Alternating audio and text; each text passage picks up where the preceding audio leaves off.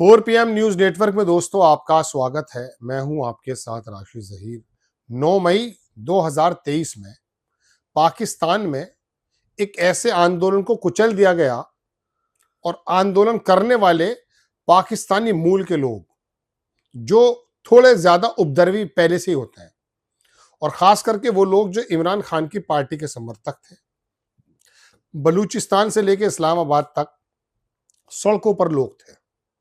चूंकि वहां पर अमेरिका की मदद से आसिम मुनीर ने चुनाव को लूट लिया था, शहबाज शरीफ प्राइम मिनिस्टर बन चुका था और इमरान खान को जेल में डाल चुके थे लोग। और इमरान खान की जो पार्टी वह पीटीआई थी, गालिबन टीपीआई या पीटीआई था, पाकिस्तान तहरीक इंसाफ करके, उसके हजारों लाखों कार्यकर्ता मौजूद। एक ऐसा रिजल्ट मेरे ख्याल से मोदी जी ने, अमित शाह ने और बीजेपी ने वहां से सीखा है, जो मैं अपने विश्लेषण में आपके सामने रखने जा रहा हूं।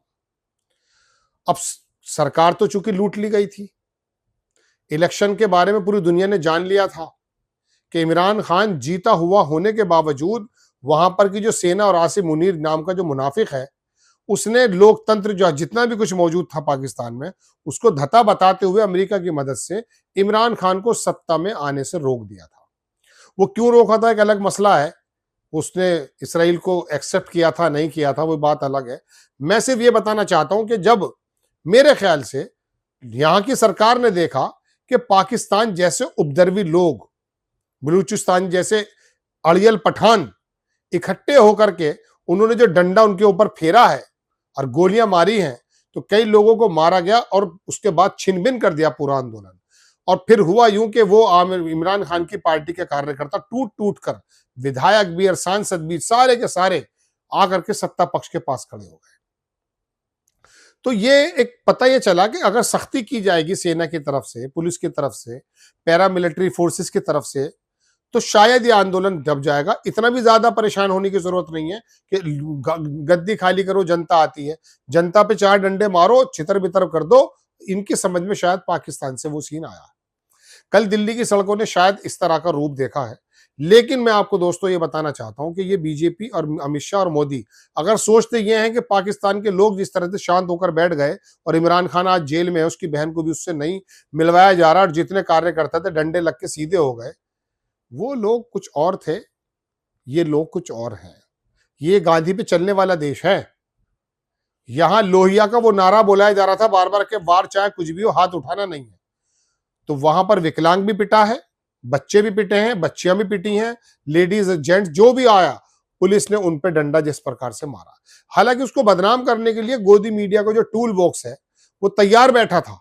एक जानवर में देख रहा था, लगातार झूठ बोल रहा था, जबकि पिटाई वहां पर स्टूडेंट्स की चल रही थी। खैर, तो मैं आपसे अर्ज ये करना चाहता था दोस्तों कि ये शायद वहां से इंस्पायर्ड होकर के इस काम को करना चाहते हैं, लेकिन मोदी अमित शाह शायद इस बात को भूल गए कि वहां पर तो हिंसा हुई थी, वहां सेना के लोगों को मार दिया गया था।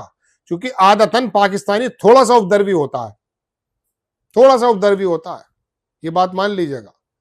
यहां क्या हो रहा है, यहां पर पिटाइयां हो रही हैं, हड्डियां टूटी जा रही हैं, अस्पताल में बच्चे बच्चियां जा रहे हैं, लेकिन पिटाई का जवाब पिटाई से नहीं, थप्पड़ का जवाब थप्पड़ से नहीं दिया जा रहा था। गांधी के सिद्धांतों पर चलने वाला यह आंदोलन था। मैं इस आंदोलन के बारे में पुरानी मेरी राय क्या है मैं आपको बता चुका, लेकिन कल से मेरी राय इसके बारे में बदल रही चुकी है। मोदी के हाथों से निकल चुका है, उन्हीं का प्री प्लान किया हुआ ये नाटक हो सकता है। लेकिन मैं आपको बता दूं कि जब मुआब होती है ना, भीड़ होती है, उसका कोई चेहरा नहीं होता। इस आंदोलन में ना अभिजीत दीप के हीरो है, ना सोनम वांगचुक इसका हीरो है। इसका हीरो दरअसल वो ज़ेंजी है, वो लोग हैं जो भले ही वो एमबीबीएस की पढ़ाई के लिए लेकर आए हों, धर्मेंद्र प्रधान के क्या कह सकते हैं, रेजिग्नेशन को लेकर आए हों, लेकिन उनकी चिंताएं दूसरी हैं। अब मोदी को हटाने का आह्वान है। तो दोस्तों बात यह है कि अगर आप पाकिस्तान के उस आंदोलन को कुचलने से इंस्पायर्ड होकर के सोच ये रहे हैं कि इनकी पार्टियां तो हमने तोड़ दी हैं, वहां पहले काम कुछ और हुआ था, बाद में कुछ और हुआ है। यहां पे इन्होंने ये किया कि टीएमसी हो, शरद पवार की पार्टी हो, या उद्धव ठाकरे की हो, या आम आदमी पार्टी हो, इनको इन्होंने छिन-भिन कर दिया है। इनके सांसद हो सकता है वो जमीर फरोश लोग हों, उनको इन्होंने अपनी तरफ कर लिया, विधायक इनकी तरफ चले गए। एनसीपी तोड़ दी गई है, टीएमसी तोड़ दी गई है, लोकसभा के सांसद और राज्यसभा के सांसद रोजाना इस्तीफे दे रहे हैं, क्योंकि उनको मालूम है कि जेल जाना ठीक नहीं है। लेकिन मैं आपको बता दूं दोस्तों कि यहां ये लोग जो है ना, जो सड़कों पर उतरे हुए हैं, इनका कोई नेता नहीं है। ये लोग सड़क पर उतरे हैं और हाथों से निकल चुकी है समयबाजी। तो आप अगर इंस्पायर्ड हैं हिटलर से या किसी और से, तो गलतफहमी से वापस आ जाइए, क्योंकि ये लोग गांधी के रास्ते पे चलने वाले लोग हैं। इनको मालूम है कि हम अपने देश के ही पुलिस पे क्यों हाथ उठाया जाए। इनको मालूम है कश्मीर का हाल क्या किया है आपने, तो लिहाजा ये डंडा खा करके वहीं पर जमे हुए हैं। और ये हो सकता है दोस्तों कि ये तादाद बढ़ती चली जाए और उसके बाद वाकई, क्योंकि ये जो सत्ता में बैठे हुए लोग होते हैं ना, इनकी नीयतें बड़ी बेईमान होती हैं। इनको डर होता है हर बात का कि कोई सत्ता चुरा तो नहीं रहा है। तो मैं आपको बताना चाहता हूं दोस्तों कि ये अगर इकट्ठा होता चला गया तो हो सकता है अब ये हकीकत में कोई आंदोलन का रूप ले जाए, क्योंकि ऐसे ही उठते हैं आंदोलन। वहां बिहार में गफूर अहमद की सरकार को हटाने के लिए ही वहां पर यूनिवर्सिटी के अंदर का आंदोलन चला था, जिससे जेपी ने आकर के दिल्ली के अंदर इंदिरा गांधी की सरकार को उखाड़ फेंका था। This country has a majority of young people. Prime Minister Modi is the most anti-youth Prime Minister India has ever had. The boys and girls who are walking the streets of Delhi are not criminals. They are demanding their rights. Their rights are to have an education system that respects them, to have an education system that is fair, to have an education system that is working. There's absolutely nothing wrong in what they're doing, and it's disgusting what the government is doing and what the police is doing. This is absolutely no way to behave. Tear gassing students, lathi charging students is not democratic. It's not India's way, and it is not the way this should be done. They have legitimate demands. The Prime Minister should accept these demands and do something about it. Everybody is sick and tired of the way our education system is running. Everybody is sick and tired of how the RSS has captured our education system and how all our institutions are being run by one organization. This is a natural response that the young people of India are making, and it should be respected. We've been raising this issue not for weeks or months, we've been raising it for years. There's a fundamental problem, and Modi disrespects all the young people of this country. All they believe in is asatya and hinsa, which are the anti-Indian principles. Thank you.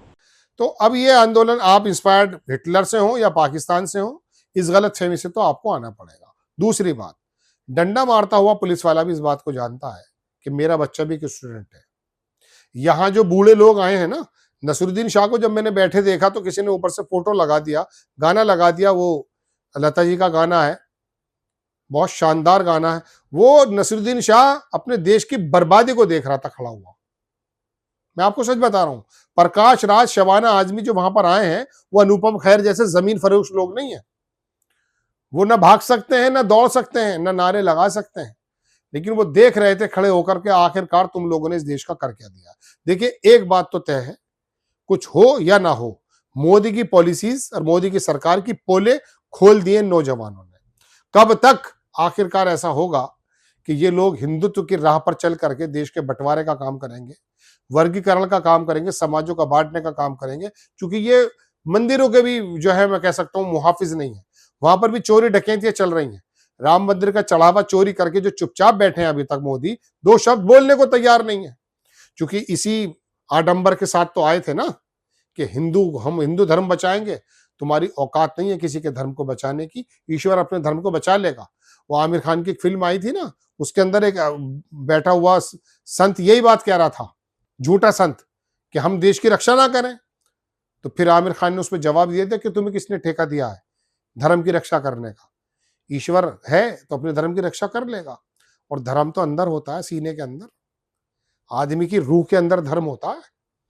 उसका जो एक इंसानियत वाला जज्बा, उसे तो धर्म कहते हैं। जब किसी बेकसूर पर डंडा लग रहा है तो पूरा हिंदुस्तान देख तो रहा है ना, यही वो धर्म है।